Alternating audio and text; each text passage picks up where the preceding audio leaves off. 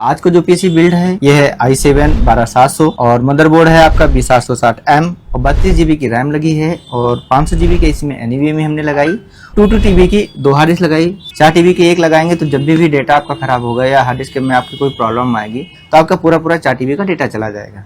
तो मैंने इनके 2 TB में एल्बम का डेटा और मिक्सिंग का डेटा डाल दिया और 2 TB इनके पर्सनल यूज करने के लिए मैंने लगा दिया अलग से। एयर कूलर का आपका CPU फैन लगा हुआ है, 6 फैन की ये कैबिनेट है आर्मरेस्ट स्पोर्ट की और 27 इंच की आपकी BenQ TFT है जो साउंड के साथ आती है। आपको मल्टीमीडिया का कीबोर्ड माउस है।